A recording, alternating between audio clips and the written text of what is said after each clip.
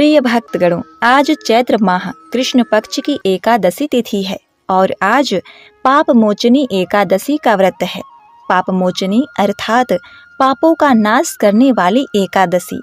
कुछ स्थानों पर इसे पाप मोचनी ग्यारस भी कहते हैं। पद्म पुराण के अनुसार जो मनुष्य इस एकादशी का व्रत करता है और इनकी कथाओं को सुनता है, उनके जाने अनजाने में किए गए सभी पाप नष्ट हो जाते हैं। व्यक्ति के सभी प्रकार की मनोकामनाएं पूरी होती हैं। सहस्त्र गोदान के समान पुण्य फल की प्राप्ति होती है। साधक को इस जन्म के साथ साथ पिछले जन्मों के पापों से भी मुक्ति मिल जाती है। इस दिन भगवान विष्णु के श्री हरि रूप की पूजा की जाती है। भागवत पुराण में श्री कृष्ण भगवान ने अर्जुन से कहा था कि इस व्रत को करने या इस व्रत कथा को सुनने मात्र से ही घर में सुख शांति धन समृद्धि खुशहाली आती है। व्यक्ति के बड़े से बड़े पापों का नाश होता है। इस पवित्र कथा का आधे पर ही त्याग करने वाले मनुष्य घोर नरक में जाते हैं। इस व्रत कथा को सुने बिना एकादशी का व्रत अधूरा होता है। तो आज मैं सुना रही हूँ पाप मोचनी एकादशी की बड़ी ही दुर्लभ पौराणिक कथा, जिसे आप सभी भक्तगण बड़ी श्रद्धा तथा प्रसन्न चित मन से पूरा अवश्य सुनिएगा। तो आइए भक्तों, भगवान श्री लक्ष्मी नारायण जी के चरण कमलों का ध्यान करते हुए कथा का रसपान करते हैं। अर्जुन ने भगवान श्री कृष्ण से कहा, हे मधुसूदन, आपने फाल्गुन मास के शुक्ल पक्ष की एकादशी अर्थात आमलकी एकादशी के बारे में विस्तार पूर्वक बताया। अब चैत्र माह के कृष्ण पक्ष में आने वाली एकादशी का क्या नाम है तथा इसकी विधि क्या है, कृपा करके आप मेरी बढ़ती हुई जिज्ञासा को शांत करें। भगवान श्री कृष्ण ने कहा, हे अर्जुन, चैत्र माह के कृष्ण पक्ष की एकादशी को पाप मोचनी एकादशी के नाम से जाना जाता है। एक बार की बात है, पृथ्वीपति राजा मानधाता ने लोमस ऋषि से यही प्रश्न किया था जो तुमने मुझसे किया है। अतः जो कुछ भी ऋषि लोमस ने राजा मानधाता को बताया वही मैं तुमसे कह रहा हूँ। राजा मानधाता ने कि महान रहस्यों के ज्ञाता महर्षि लोमस से पूछा, हे ऋषि श्रेष्ठ, मनुष्य के पापों का मोचन किस प्रकार संभव है? कृपा कर ऐसा कोई सरल उपाय बताइए जिससे सभी को सहज ही पापों से छुटकारा मिल जाए। महर्षि लोमस ने कहा, हे राजन, चैत्र माह के कृष्ण पक्ष की एकादशी का नाम पाप मोचनी एकादशी है। इसके व्रत के प्रभाव से मनुष्य के अनेक पाप नष्ट हो जाते हैं। मैं तुम्हें इस व्रत की कथा सुनाता हूँ, ध्यान पूर्वक श्रवण करो। प्राचीन समय में चैत्र रथ नामक एक वन था। उसमें अप्सराएं किन्नरों के साथ विहार किया करती थीं। वहाँ सदैव बसंत का मौसम रहता था, अर्थात उस जगह सदा नाना प्रकार के फूल खिला करते थे। कभी गंधर्व कन्याएं विहार करती थीं, कभी इंद्र अन्य देवताओं के साथ क्रीड़ा किया करते थे। उसी वन में मेधावी नाम की एक ऋषि भी तपस्या में लीन रहते थे। वे शिव भक्त थे। एक दिन मंजू घोषा नाम की एक अप्सरा ने उनको मोहित कर उनकी निकटता का लाभ उठाने की चेष्टा की। इसलिए वह कुछ दूरी पर बैठ बीड़ा बजाकर मधुर स्वर में गाने लगी। उसी समय शिव भक्त महर्षि मेधावी को कामदेव भी जीतने का प्रयास करने लगे। कामदेव ने उस सुंदर अप्सरा के भौहों का धनुष बनाया, कटाक्ष को उनकी प्रत्यंचा बनाई और उसके नेत्र को मंजू घोषा अप्सरा का सेनापति बनाया। इस तरह कामदेव अपने शत्रु भक्त को जीतने को तैयार हुआ।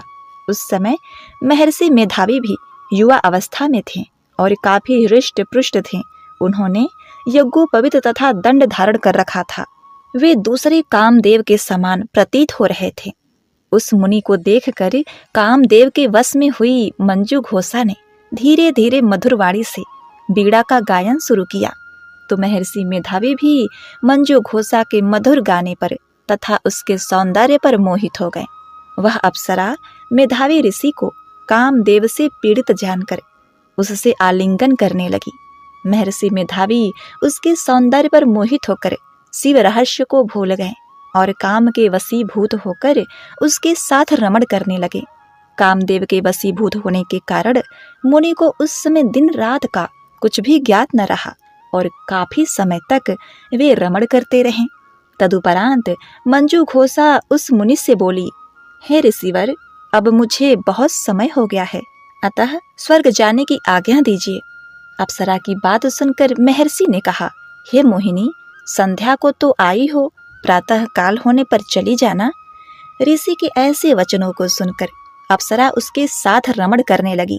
इसी प्रकार दोनों ने साथ साथ बहुत समय बिताया।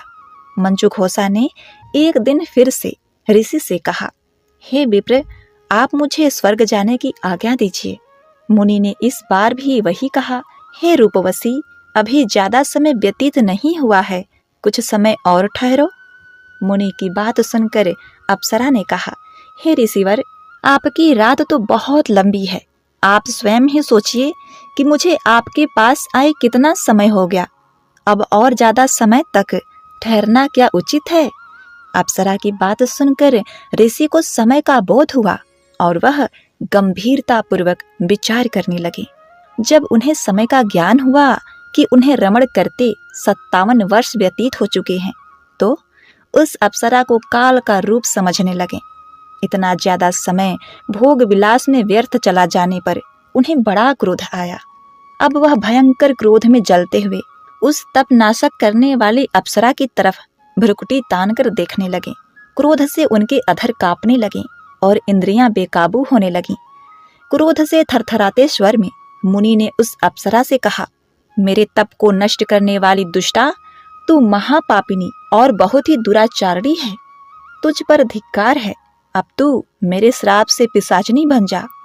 मुनि के क्रोध युक्त श्राप से वह अप्सरा पिशाचनी बन गई। यह देखकर वह व्यथित होकर बोली, हे मुनिवर, मुझ पर क्रोध त्याग कर प्रसन्न होइए और कृपा करके बताइए कि इस शाप का निवारण किस प्रकार होगा। विद्वानों ने कहा है, साधुओं की संगत अच्छा फल देने वाली होती है और आपके साथ तो मेरे बहुत वर्ष व्यतीत हुए हैं, अतः अब आप मुझ पर प्रसन्न हो जाइए, अन्यथा लोग कहेंगे कि एक पुण्य आत्मा के साथ रहने पर मंजू घोषा को पिशाचनी बनना पड़ा। मंजू घोषा की बात सुनकर मुनि को अपने क्रोध पर अत्यंत ग्लानि हुई, साथ ही अपनी अपकीर्ति का भय भी हुआ।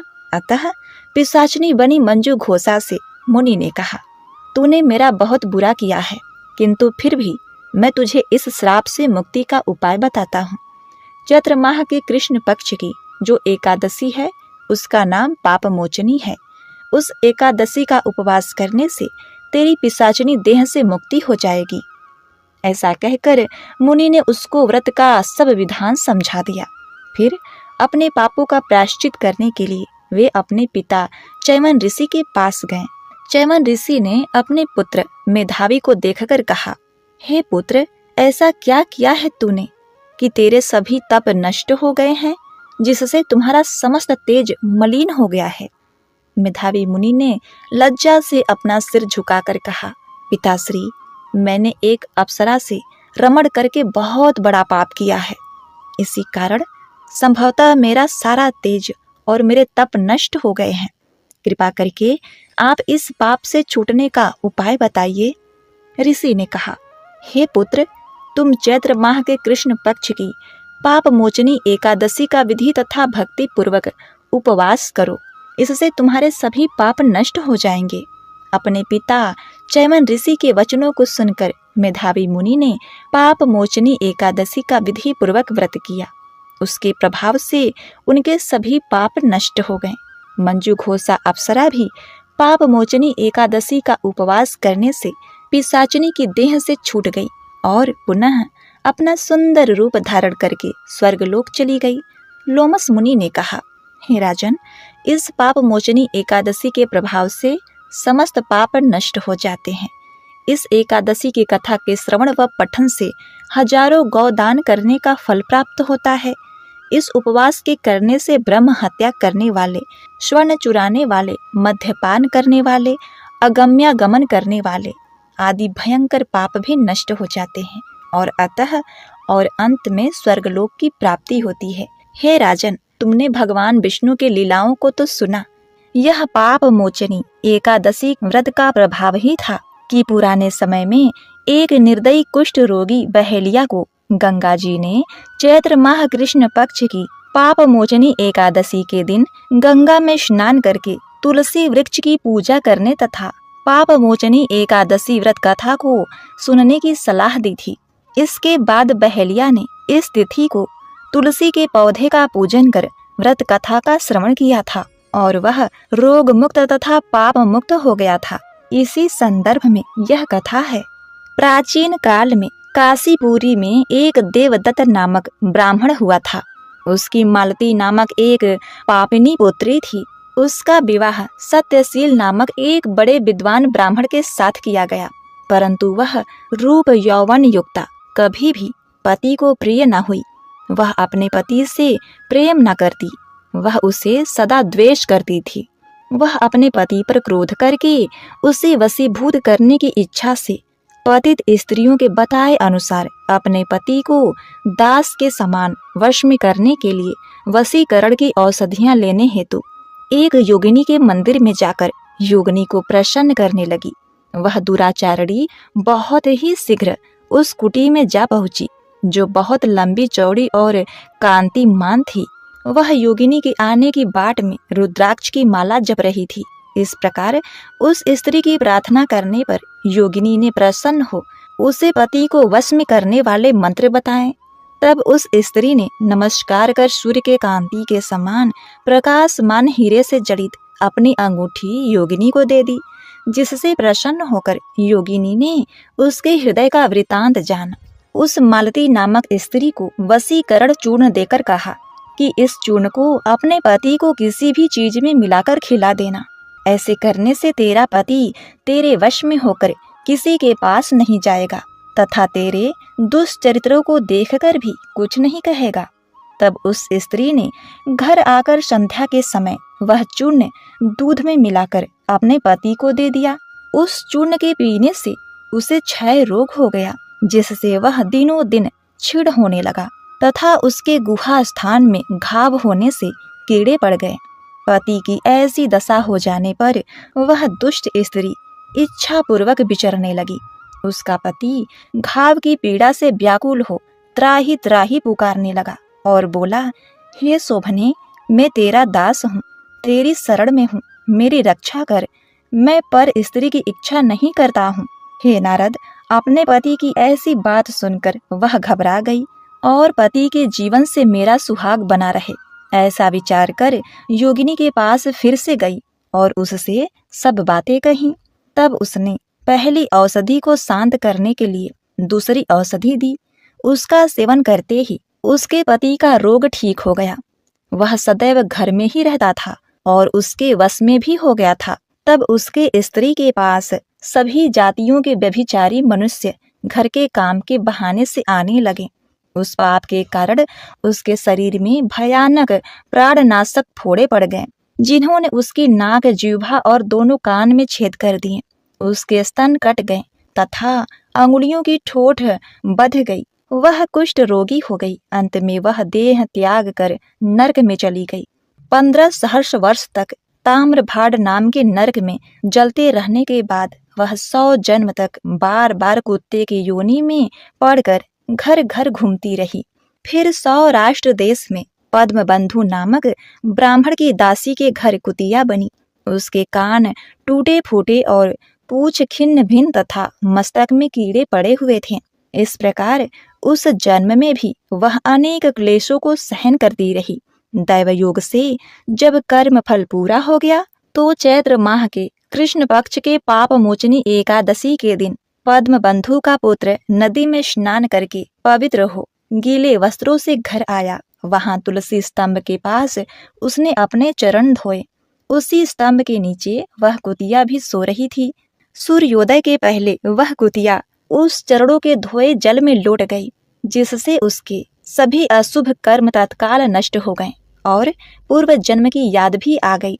तब वह अपने पूर्व जन्म में किए कर्मों को सोच सोच कर ताप से व्याकुल हो त्राही त्राही करने लगी और भय से व्याकुल हो उस मुनिपुत्र से अपने पूर्व जन्म के लिए कर्मों की ताम्रभाड़ नामक नरक में पड़ने की और 100 जन्मों तक कुतिया की योनि में रहकर कष्ट भोगने की कथा का वर्णन करते हुए कहने लगी कि हे ब्राह्मण पुत्र, अब मैं तुम्हारे सम्मुख खड़ी हूँ। हे ब्राह्मण, मैं बड़ी दुराचारणी और खोटी हूँ, इसीलिए चैत्र माह के कृष्ण पक्ष की पाप मोचनी एकादशी के दिन तुलसी के छांव में तथा आपके चरणों के धोवन से मुझे अपने पूर्व जन्मों की याद आ गई। अतः आप अपने पुण्य को मुझे देकर मेरा उद्धार करो। मैं दिन और व्याकुल हूँ, तुम मेरी रक्षा करो। मैं आपको नमस्कार करती हूँ। ऐसे वचन सुनकर वह मुनिपुत्र कुतिया से बोला, हे कुतिया, आपने किए हुए कर्मों के सुख दुख रूपी फलों को प्राणी भोगते हैं, तू दुराचारणी क्षुद्र क्या करेगी। मुनिपुत्र के ऐसे कहने पर कुतिया अत्यंत दुखी होकर चित्कार करने लगी और उसके पिता से कहने लगी, हे पद्मबंधो, मैं तुम्हारे द्वार पर पड़ी हूँ, कुतिया हूँ। मैं तुम्हारे द्वारा दिए गए रोटी को नित्य खाती हूँ, तुम मेरी रक्षा करो। गृहस्थी महात्माओं के घर पर जो पड़े रहते हैं, उनका उद्धार करना उनका आवश्यक कर्तव्य है। ऐसा न करने से वे भगवान के कोप से अपने सर्वस्व को नष्ट कर अंत में नरकगामी होते हैं। ऐसा वेद वेदांतों का मत है। यह कर्म कर्तव्य है। तुम दयालु हो, अतः मुझ दुष्ट बुद्धि का उद्धार करो। दुखी कुतिया के ऐसे वाक्य सुनकर पद्मबंधु शीघ्र ही घर से बाहर आए और कुतिया से पूछने लगे, क्या बात है। तब वहां पर खड़े हुए मुनिपुत्र ने सब कथा वर्णन किया।